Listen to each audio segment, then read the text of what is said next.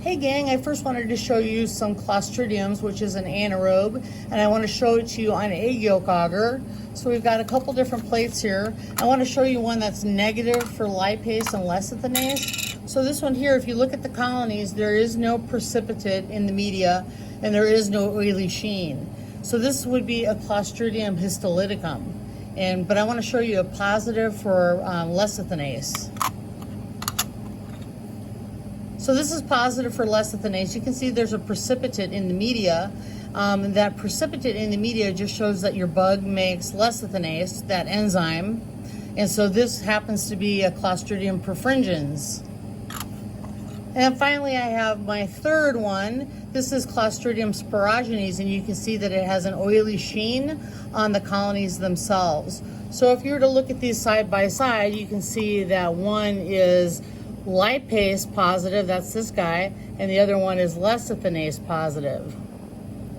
Okay, so I wanted to show you that. That's how we identify our Clostridium species. So I wanted to show you a little bit about TSIs as well.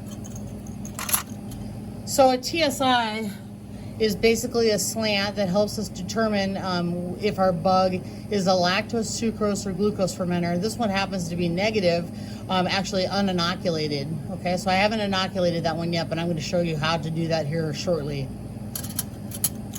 But we can actually look at one that's been inoculated. This one happens to be yellow over yellow, which means that it's acid in the slant and acid in the butt of the tube, which means that your bug ferments glucose, sucrose, and lactose.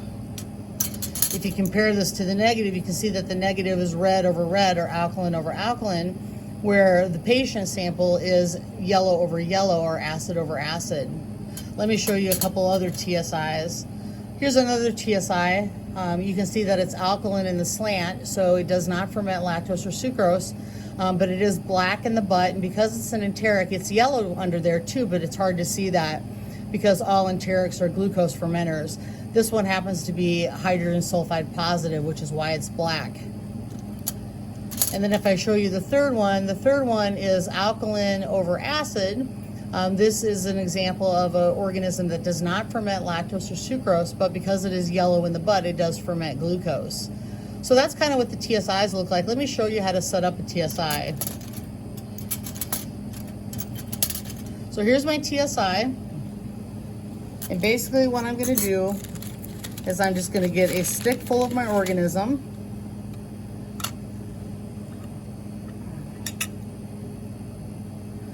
And all I'm going to do is I'm just going to streak across the slant and then stab the butt. So I'm just going across the slant like this, and then I'm actually stabbing the bottom of the tube, and then I keep my cap on loose, and then I put that in the incubator.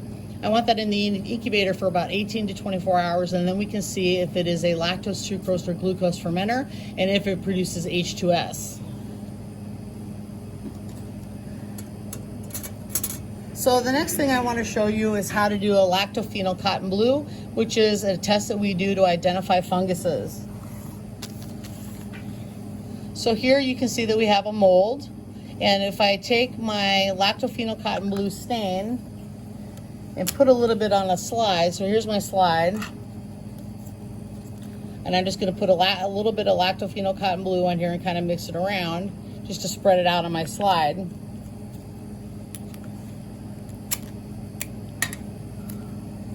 And then I'm going to get a piece of tape, and I'm going to hold that tape between my finger and my thumb.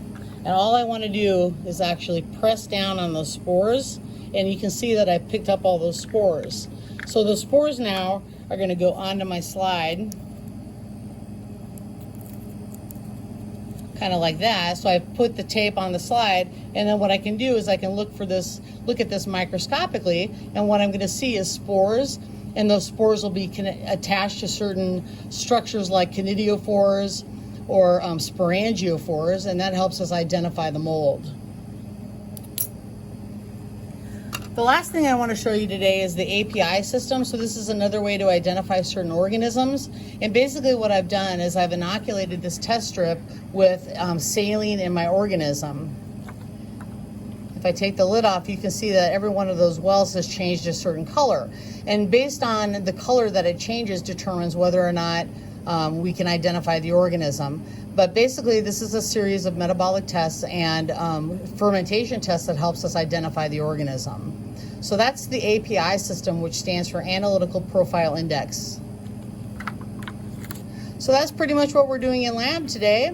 If you have any questions, please reach out, 437-2761. Bye.